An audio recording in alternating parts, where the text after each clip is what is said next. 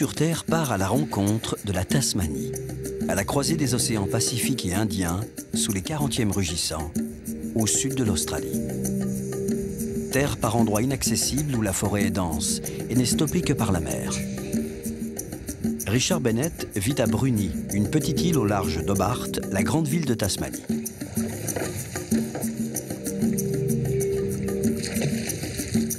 Ce photographe a trouvé sur ce bout de terre la lumière, les couleurs et les paysages marins qui ne cessent de le surprendre.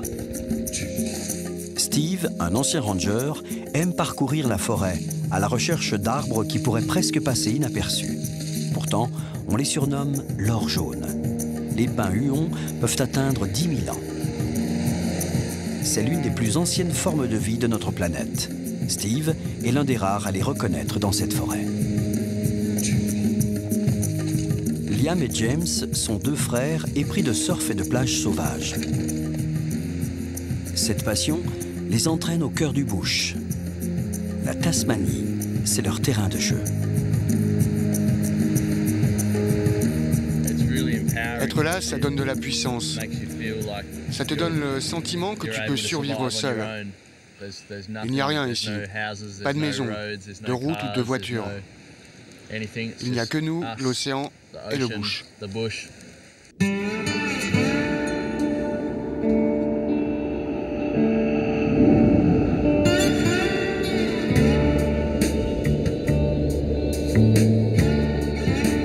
La Tasmanie, c'est une île condamnée par la géographie à demeurer dans l'ombre du géant australien. Isolée, elle est restée protégée. Sa terre et sa végétation sont à l'état brut. La Tasmanie a été découverte au XVIIe siècle. Elle servit d'escale à d'illustres explorateurs.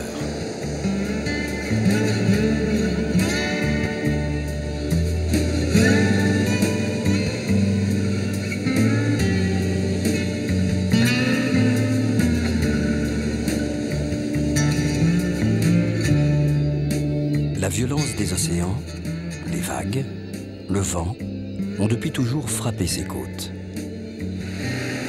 L'île est restée longtemps inaccessible aux rares navigateurs qui s'aventuraient jusqu'ici. Géographes et marins vont lui donner une existence concrète. Ils dessinent ses contours et ainsi la révèlent au monde.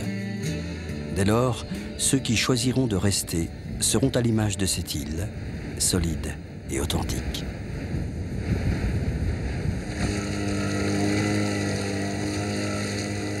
L'île n'a pas trop changé depuis la venue des Européens. Richard y vit depuis plusieurs années, au large de la plus grande ville de Tasmanie, Hobart. J'aime les grands espaces. J'aime l'idée de pouvoir allumer un feu, de cuisiner dessus, de jeter l'ancre dans une baie et de me savoir seul, de ne voir personne d'autre. Me lever tôt et profiter de la marée du matin. Pour pêcher, c'est parfait. Étant donné qu'on vit au cœur des 40e rugissants, la météo est violente. Beaucoup de vent, de pluie. Aussi, dès qu'il fait beau, on en profite. Ah, je pense qu'on en a un.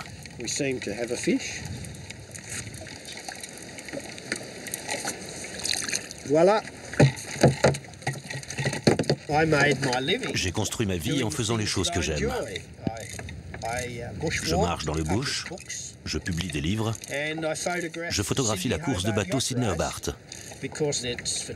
Photographier d'un avion, j'adore.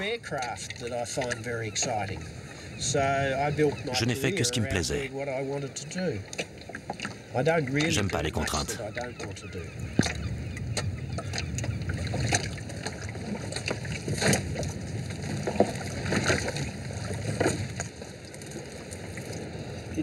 C'est un requin de Jackson. Je le relâche.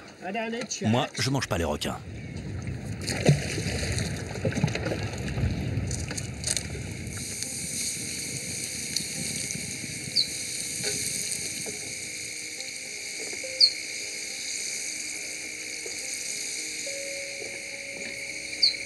Ces moments de quiétude Richard les apprécie particulièrement au retour de ses voyages dans le bush de Tasmanie. Le photographe sillonne souvent ces grands espaces.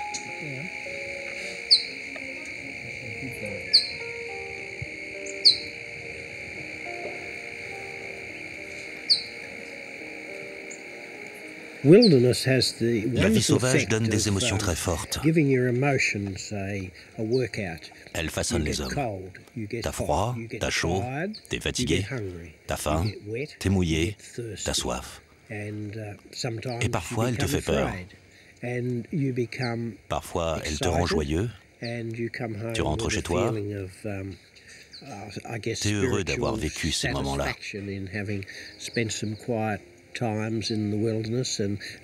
Tu repenses à ta vie agitée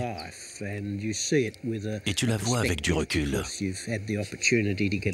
Ça fait réfléchir.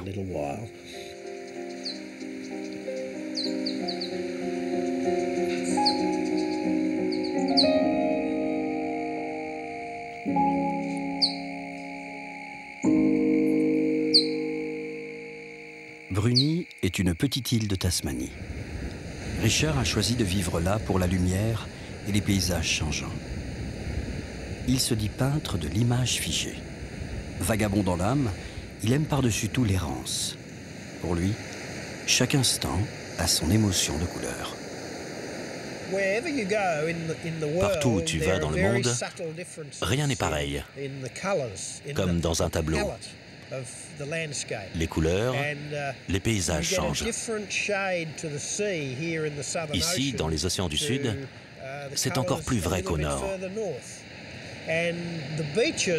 Tu marches sur les plages, le sable est dur ou tendre, sa couleur change. Le sable, la mer, des paysages, tout cela compose un tableau. C'est la signature d'un lieu unique.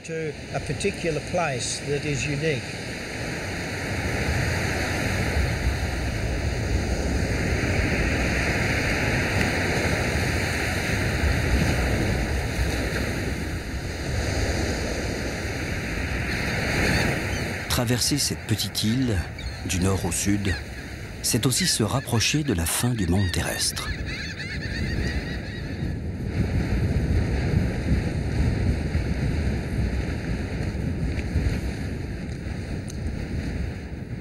Ce phare est un dernier repère, un dernier témoignage sur ce bout de terre avant des milles et des milles nautiques d'océan.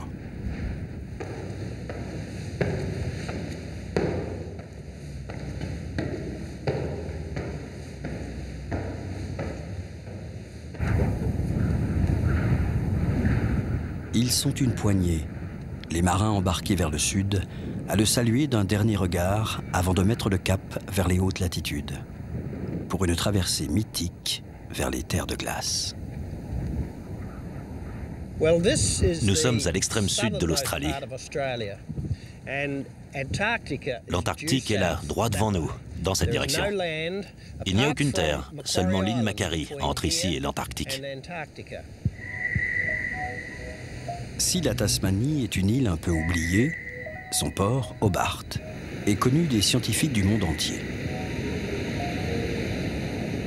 C'est ici qu'ils s'embarquent pour 20 jours de mer pour rallier le pôle Sud. L'Astrolabe, le célèbre navire français, a pour mission de ravitailler la base de recherche du Mont d'Urville, où vivent une centaine de scientifiques.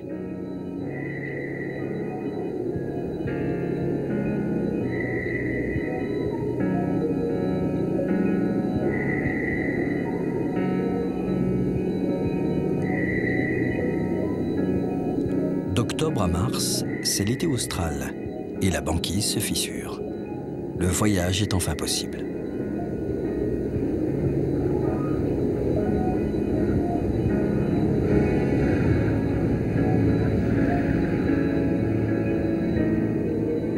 Les scientifiques débarqués des 4 coins de la planète ont su protéger les terres de glace de l'Antarctique. Le pôle Sud est devenu un sanctuaire universel. Les Tasmaniens sont très engagés pour garder leurs terres intactes. Des régions entières de leur île sont aujourd'hui classées au patrimoine mondial de l'humanité. Richard fait partie de ceux pour qui le respect de la nature est incontournable.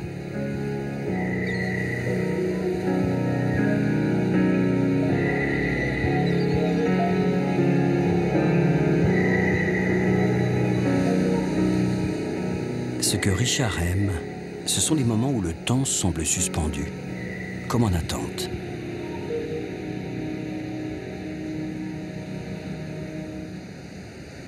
Ici, de deux influences contraires, naissent parfois de formidables tempêtes. Cette lande de sable forme une bien frêle frontière entre deux des plus grands océans du monde. D'un côté, l'océan Indien, de l'autre, le Pacifique. Vivre au cœur des mers du Sud, c'est un sentiment particulier. Il y a une brutalité dans les paysages. Je suis à ma place dans ces endroits sauvages. J'aime surtout les tempêtes.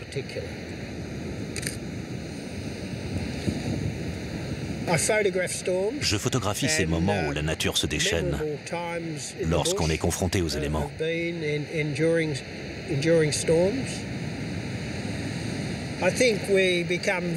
C'est l'humilité qui nous gagne face aux caprices de la nature.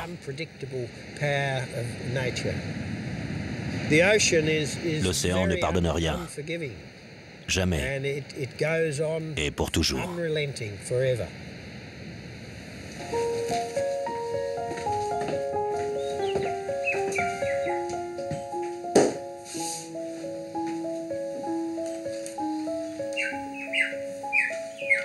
Sa réputation de photographe, Richard la doit notamment à ses clichés de la course Sydney-Hobart, l'une des régates les plus prestigieuses au monde qui se déroule une fois par an.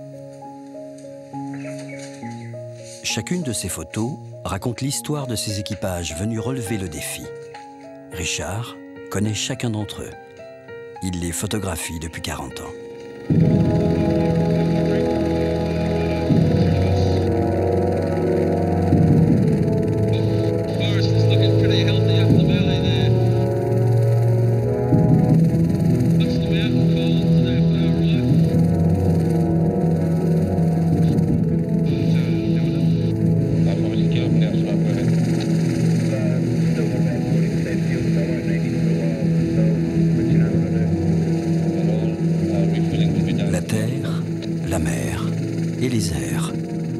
Richard voue une passion pour la photographie aérienne.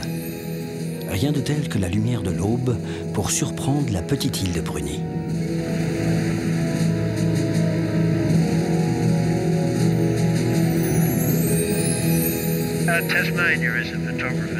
La Tasmanie, c'est le paradis du photographe.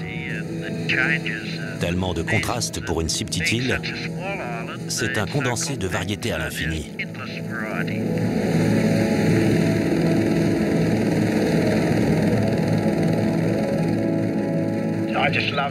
J'adore l'avion.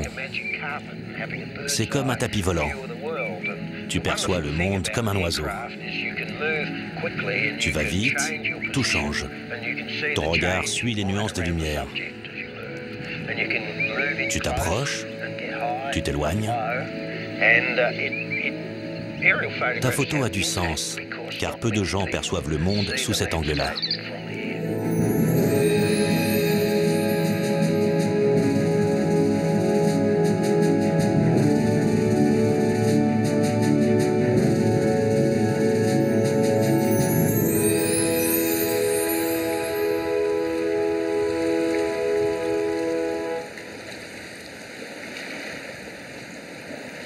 Sur la petite île de Bruni, Richard a su inventer la vie dont il rêvait.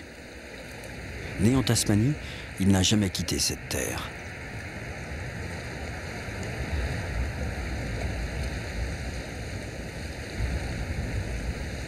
La Tasmanie ressemble à ceux qui vivent là. Ses habitants la défendent et la protègent. Elle est en chacun d'eux. Elle fait partie d'eux.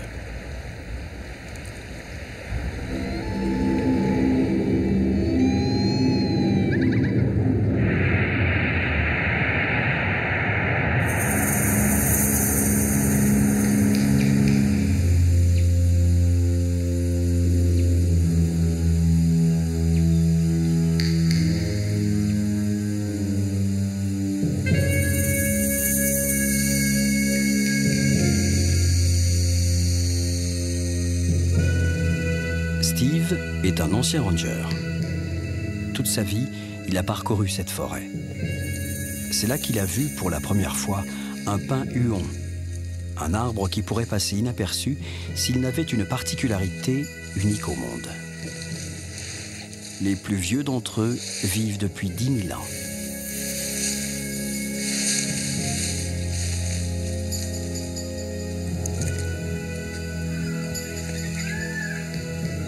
Ces arbres hors du commun grandissent d'1 millimètre ou 2 par an.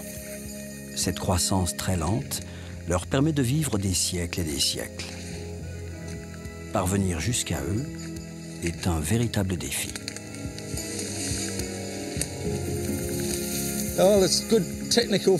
C'est dur, mais c'est sympa. C'est un bon exercice. Mais quand tu pars pour une longue mission et que tu dois franchir tout ça,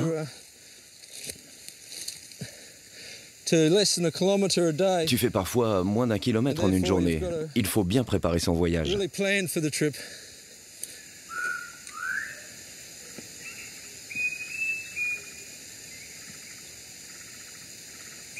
Steve commence son expédition par une visite à un vieil ami. À ses yeux, l'un des plus représentatifs de son espèce. On pourrait passer à côté sans le voir.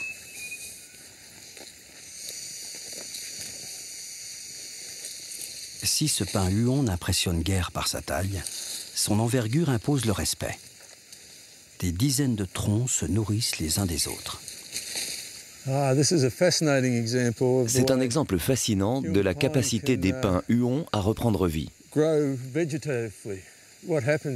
Ce qui se passe, c'est que l'arbre tombe, mais ne meurt pas toujours.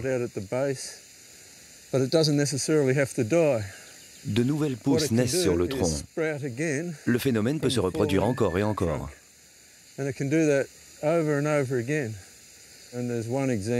On connaît même un spécimen, un seul arbre, qui se régénère ainsi depuis près de 10 000 ans.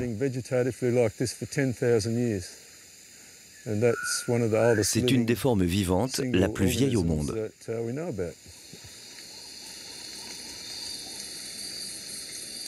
C'est bien cela qui fascine Steve. Avec le pin huon, la nature semble défier le temps qui passe.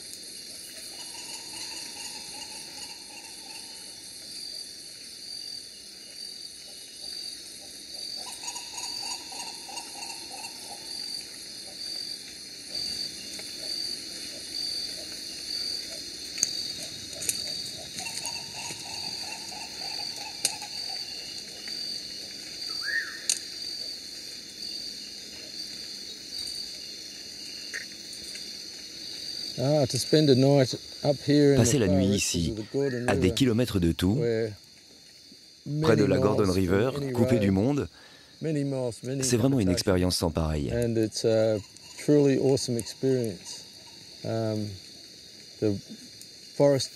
La nuit, la forêt prend vie. Les animaux dorment la journée. Et je m'allonge dans ma tente et j'entends la forêt vivre. C'est juste vraiment fantastique de pouvoir être ici.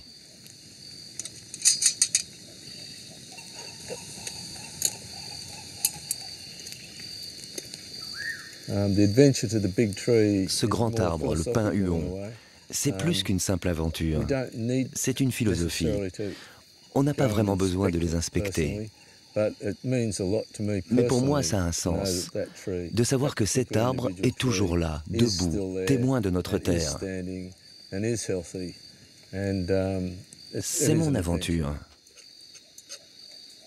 Si Steve s'est impliqué avec autant d'ardeur, c'est que ces arbres ont bien failli disparaître. Lorsque les Anglais prennent possession de la Tasmanie, au début du 19e siècle, ils ont besoin de bois pour réparer et construire des bateaux.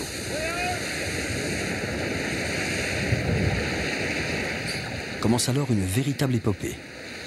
Avec sa croissance très lente, le pin huon donne un bois très dense, solide et gorgé d'huile essentielle. Il devient très recherché pour ses qualités exceptionnelles, dont la première est de bien résister à l'eau de mer. Il est parfait pour la construction navale.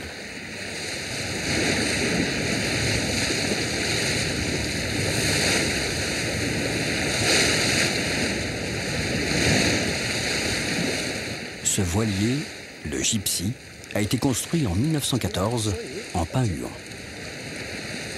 Steve navigue souvent à bord et il connaît bien cette histoire. Avec Chris, le responsable des Rangers de Strahan, il tente de protéger ces arbres. Tu vas prendre l'hydravion à Strahan et voler au-dessus de la Gordon River. De là, tu la remonteras en bateau. Tu pourras inspecter les arbres qui sont là. Les Rangers sont bien conscients de la nécessité de veiller sur cette forêt vulnérable. Chris aime lui aussi ce lieu hors du temps. C'est lui qui prépare avec Steve ses missions de reconnaissance. Comme tu le sais, il faut faire attention dans cette région. Avec les fortes pluies, la rivière peut monter très vite. Naviguer dans ce pays, c'est vraiment dangereux. On vient juste de porter secours à un homme qui était là. Il s'était fait mordre par un serpent. Ouais, c'est toujours un problème, les serpents. Ils se déplacent et ils sont très agressifs en ce moment, jusque dans la forêt.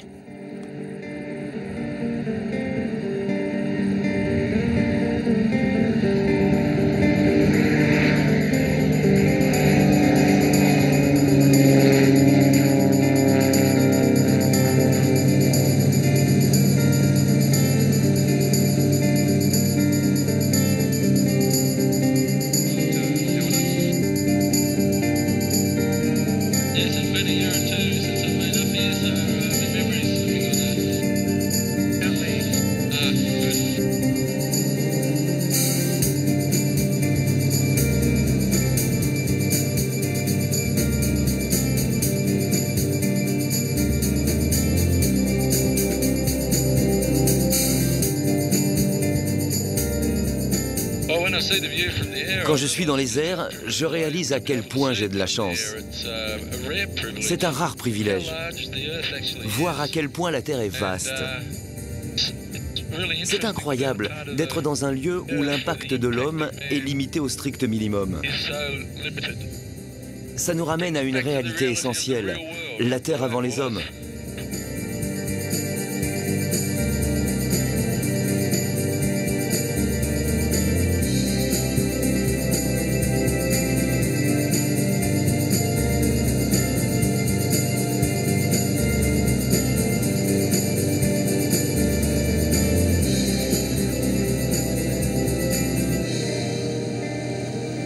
Seul moyen d'accéder plus profondément encore dans la forêt, l'hydravion.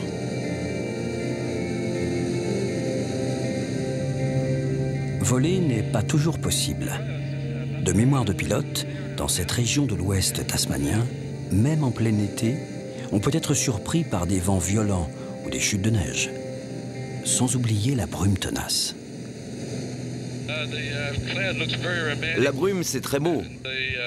Ça crée une atmosphère particulière. Mais si l'hydravion se perd là-dedans, ça peut être extrêmement dangereux. On vole à vue. On est entouré de montagnes. Il ne faut pas les perdre du regard. C'est impressionnant ces atterrissages. Ah ouais, c'est un endroit fou.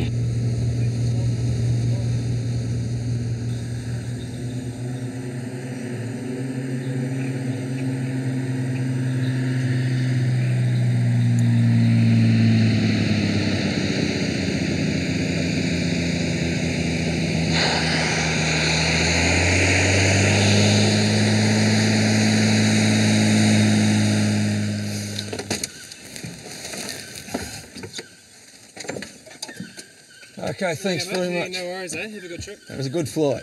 Cheers. And I'll see you later on and catch it. See ya. See ya.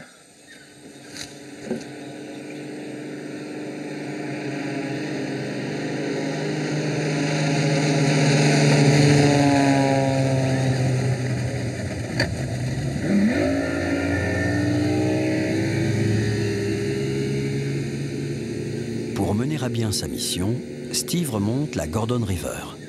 Seule voie d'accès possible après l'hydravion, et lui permet de se rapprocher du cœur de la forêt.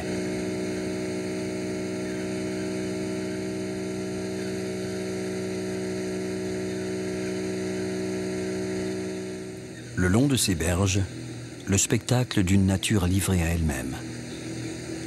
Autrefois, les pins-huons peuplaient ces rives, comme une tribu disparue, régnant sur la rivière bien avant les hommes.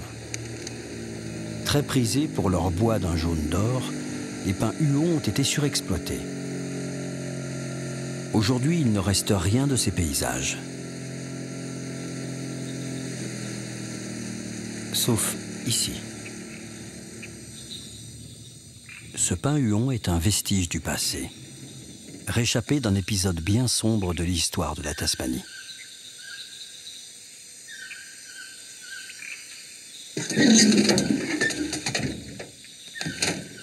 En remontant le cours de la Gordon River, Steve remonte le cours du temps. Au XIXe siècle, chaque pin-huon poussant sur ses berges est systématiquement abattu pour la construction navale. Tous ceux qui sont accessibles depuis l'eau subiront le même sort. L'arbre n'en est que plus précieux. Steve a toujours fait en sorte que cette forêt conserve son âme, en manifestant contre des projets de barrage, puis plus tard, en luttant contre les dégâts de l'érosion. Revenir ici sur les berges de la Gordon River, c'est s'assurer que son engagement continue à porter ses fruits. On essaie de les repérer, mais c'est une vraie expédition. Nous avons décidé de ne pas créer de pistes et de ne laisser aucun repère. Si on veut les protéger, c'est la seule manière de faire. Les arbres doivent rester secrets. Les gens ne doivent pas savoir où ils sont. Sinon, ils risqueraient d'être abîmés. Notre philosophie aujourd'hui, c'est « trouvez-les si vous êtes vraiment motivés, mais on ne risque pas de vous aider ». Ce parc national est ouvert à tous, mais débrouillez-vous.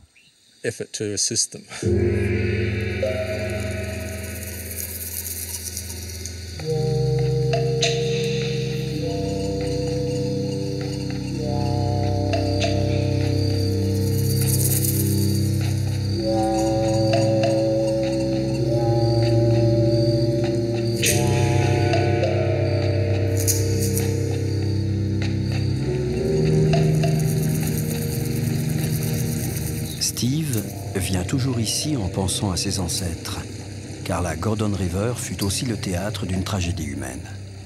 La Tasmanie, terre lointaine pour les Anglais, leur servit tout d'abord de bagne.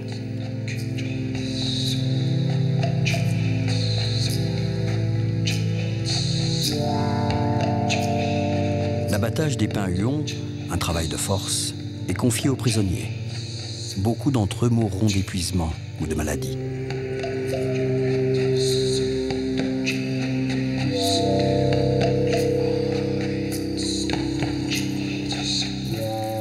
La Gordon River sera leur dernière demeure.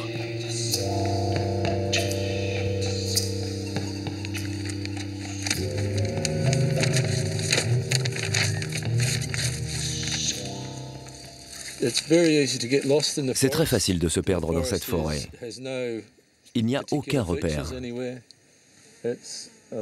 C'est immense et très dense. C'est pourquoi il faut savoir utiliser sa boussole pour s'assurer de retrouver la rivière, car le GPS ne marche pas dans la forêt.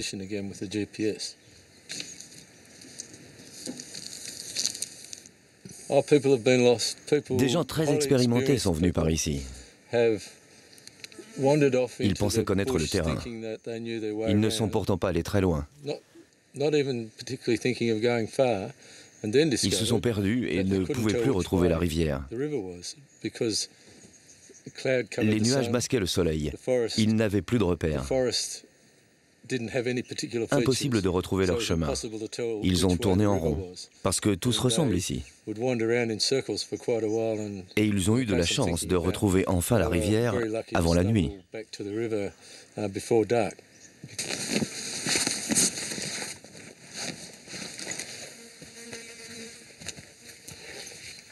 Steve connaît ses dangers. Mais s'il s'aventure toujours plus loin, c'est parce qu'il sait que quelque part dans cette forêt peuvent se cacher d'autres spécimens. C'est ça qui le pousse.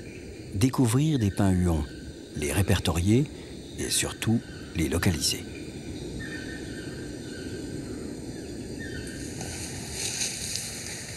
Depuis quelques années, le pin-huon fait l'objet d'une protection très stricte.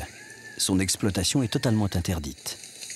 Seules de vieilles souches, abattues au temps des bagnards, peuvent être encore utilisées. Son bois est devenu tellement précieux qu'on le surnomme l'or jaune.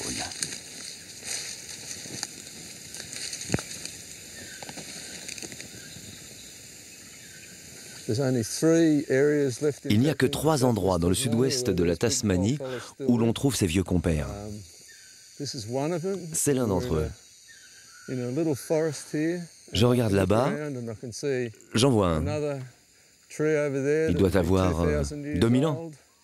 Il y en a un autre là-bas. Il doit avoir le même âge. Ils sont très beaux par ici, vraiment très anciens. Des milliers d'années.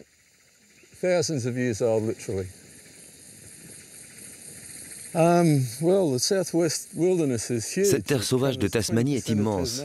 Elle couvre 20% de l'île. On a trouvé ces arbres par hasard, donc vous pouvez être sûr qu'il y en a d'autres, qui sait, peut-être plus anciens encore. J'aimerais bien les trouver, ceux-là.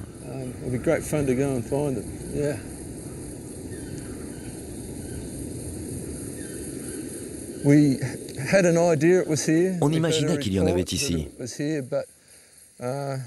Ils avaient été signalés, mais on ne les avait pas trouvés et pas répertoriés. Maintenant qu'on sait, on peut mieux les surveiller et les laisser vivre en paix.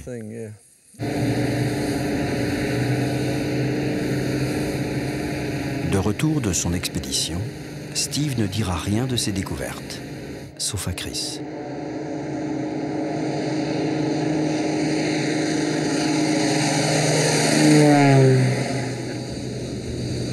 Protéger les pin-huons ne se fait qu'au prix du silence. Une manière de rendre hommage à ces arbres vénérables. Capables de renaître de leur propre dépouille, ils apparaissent aux yeux de Steve comme les derniers maîtres du temps.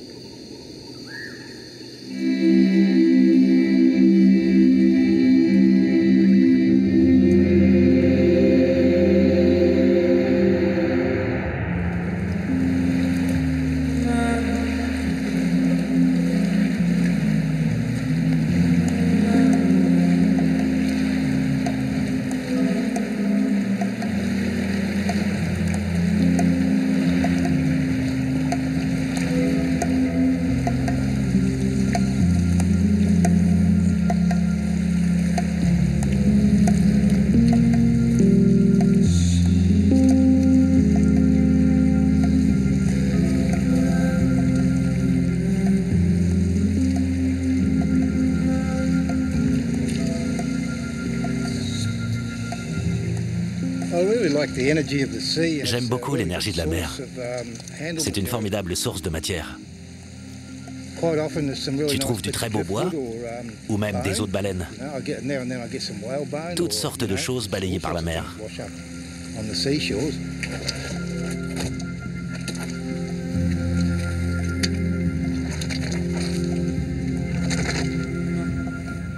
Justement, ce vulgaire bout de bois, à l'apparence bien terne, n'est autre qu'un os de baleine ramené sur le sable un jour de tempête.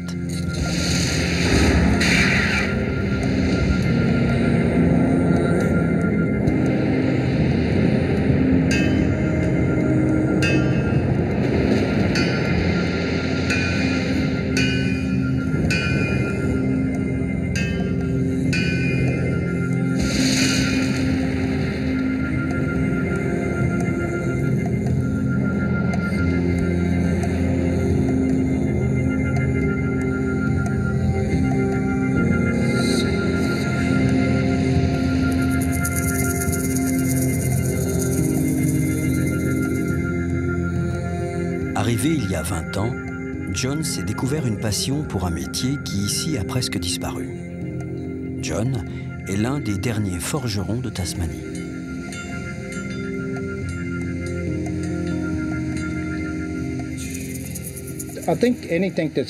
Je pense que tout ce qui est fait avec passion absorbe l'énergie de l'artisan.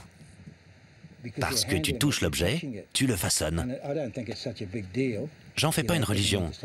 C'est juste une histoire d'énergie, celle des éléments. Quand tu fabriques un couteau, par exemple, celui qui tiendra le couteau dans la main va ressentir la force, celle transmise par l'artisan.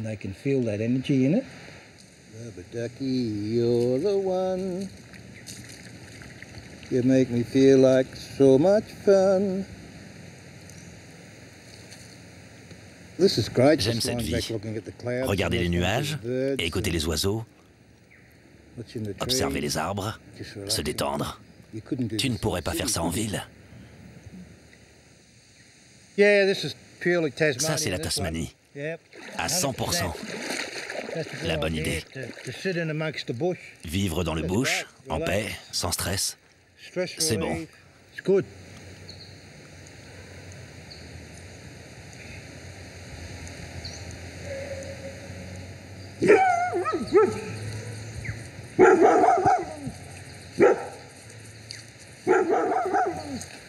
Hey, John.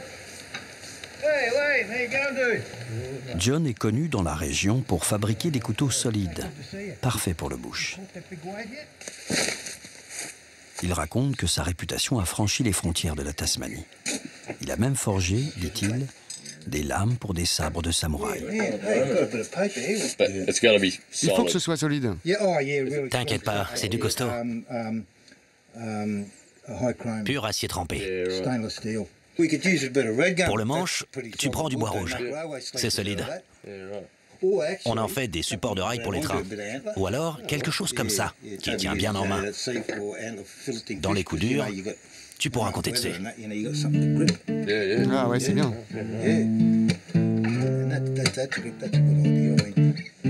John connaît bien les deux frères Corey. Liam et James sont surfeurs. Ce qu'ils aiment, c'est partir ensemble des jours et des jours en expédition, très loin de Hobart, où ils vivent.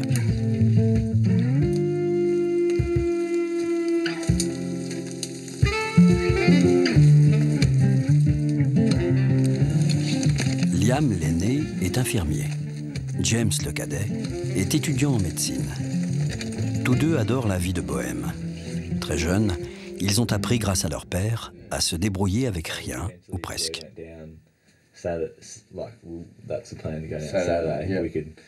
Ce matin, la houle semble prometteuse. Une aubaine. Consacrant tout leur temps libre à chercher des vagues, ils partent toujours sur un coup de tête.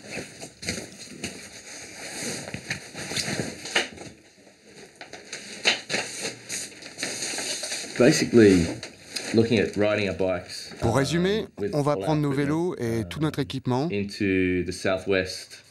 on va aller vers le parc national du Sud-Ouest, qui couvre un tiers de la Tasmanie. On va pédaler jusqu'à ce qu'il n'y ait plus de piste.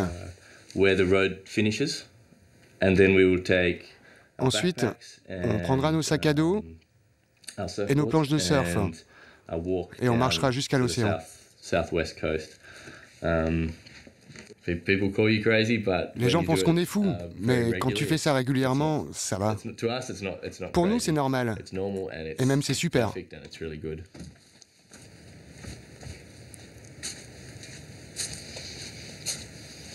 Je vous présente mon couple de canards. Là, c'est Dark et voici Vador. Les poules n'ont pas de nom, mais elles font de très bons œufs. Et là, c'est mon potager, mon maïs, mes tomates, mes petits pois et tous les légumes de saison.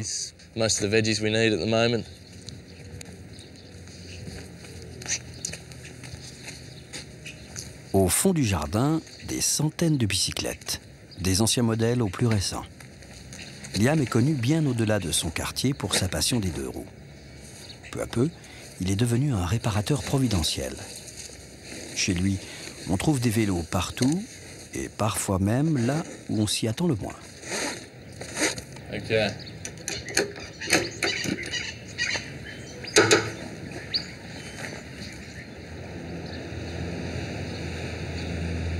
Le vélo permet aux deux frères de profiter des paysages.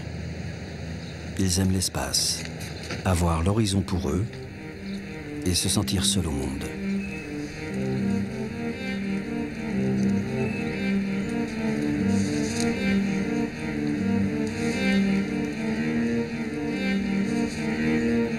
sommes ici, au lac Pedder. Situé en plein cœur de la Tasmanie, c'est la plus grande réserve d'eau douce de l'Australie.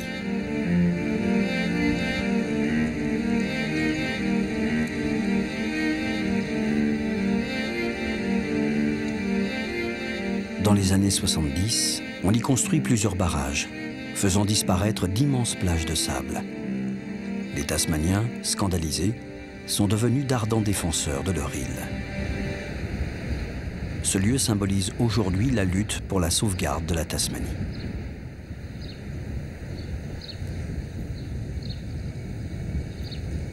Liam et James doivent parcourir plusieurs centaines de kilomètres. Tous deux participent de temps à autre à des triathlons. Ensemble, ils partagent ce plaisir, repousser toujours leurs limites.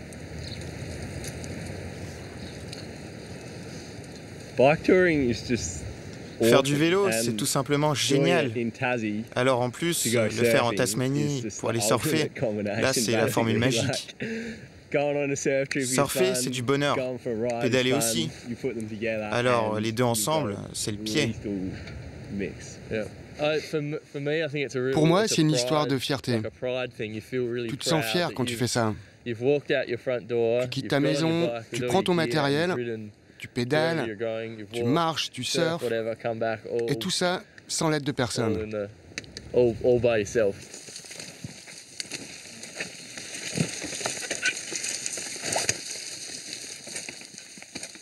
Les vagues des plages désertes de Tasmanie ne se laissent pas approcher facilement. Il faut les mériter. Après le vélo, il y a la marche. Désormais, les deux surfeurs ne voyageront qu'avec l'essentiel. Elle fait 1,80 m. C'est ma chérie. Elle est grande et mince.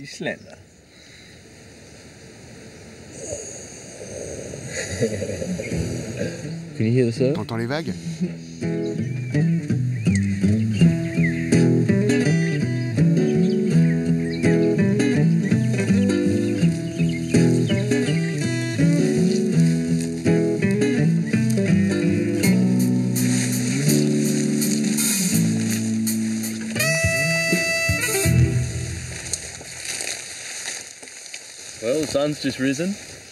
Le soleil vient juste de se lever. Il est très tôt. Il doit être 6h30. Il nous reste une dizaine de kilomètres à faire avant de surfer. C'est quand même une belle balade.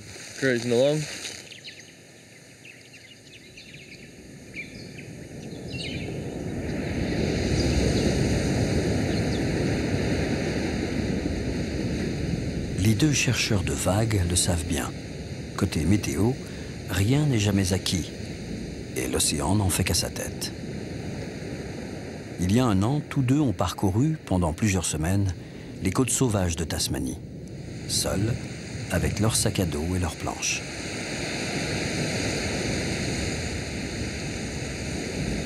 Ils ont marché le long des plages et des rivières, là où peu de gens sont allés avant eux, faute de chemin ou de sentiers balisés.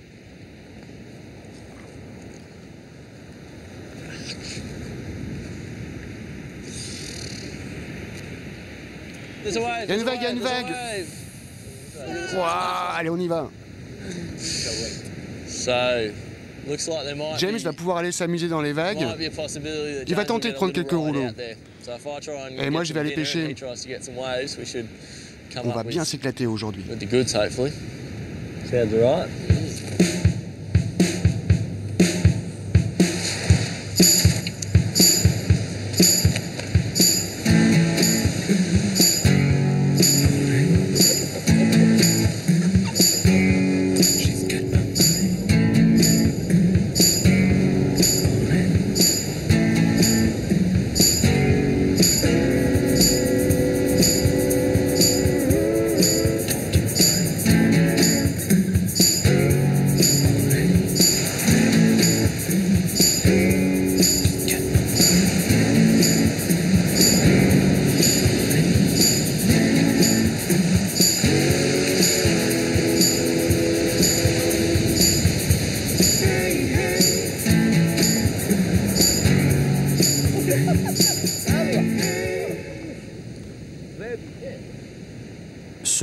de coquillages comme cet ormeau, mener une vie simple, c'est devenu le credo des deux frères, l'une des bases de leur complicité.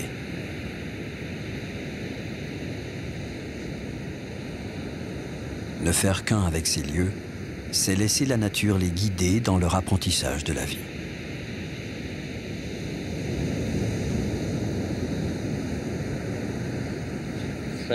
Fantastique.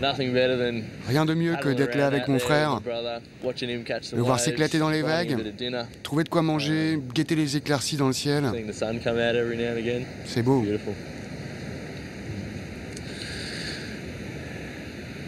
J'adore cette vie.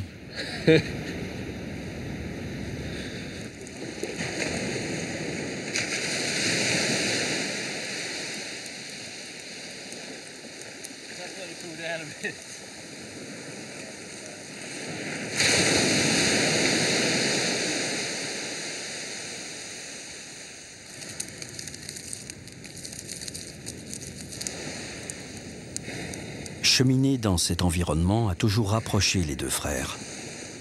Chaque étape du voyage leur apprend quelque chose. À chaque plage, des courants ou des vents changeants. Il faut savoir observer, deviner les dangers pour éviter les pièges.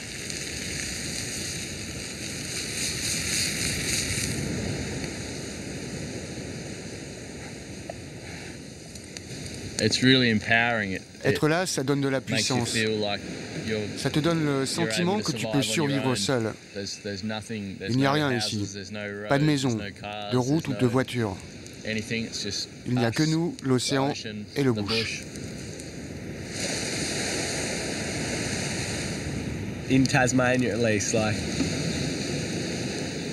En Tasmanie, tu peux facilement passer les journées comme ça. Tu peux manger des ormeaux au soleil couchant, après avoir bien surfé, bien marché. Et là, tu te dis, maintenant, je peux mourir. On a presque atteint la perfection. C'est ce qu'on ressent quand tout est si beau.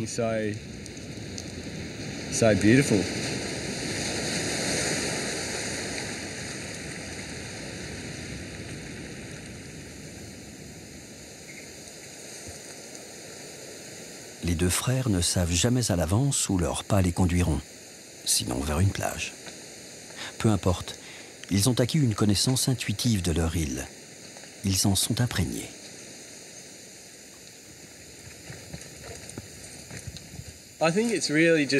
C'est une quête de nouveaux lieux, de nouvelles vagues.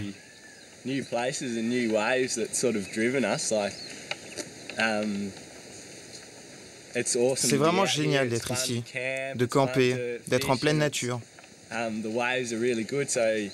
L'aventure est toujours payante.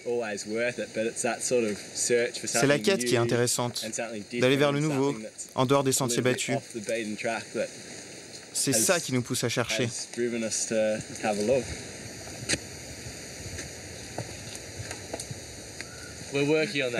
On apprend à vivre ensemble. Quand tu passes des jours entiers avec ton frère dans le bush, si tu te disputes, ça n'a plus de sens. Une belle occasion de résoudre les conflits. Ouais, une belle occasion de se rapprocher. Ce qui est intéressant dans ces expériences, c'est qu'elles t'obligent à relativiser. Tu vois tout le reste avec du recul.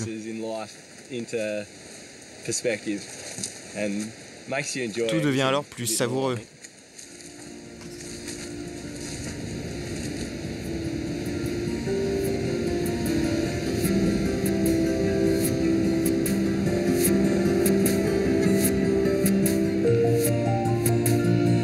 La quête de la vague parfaite permet à Liam et James toutes les audaces.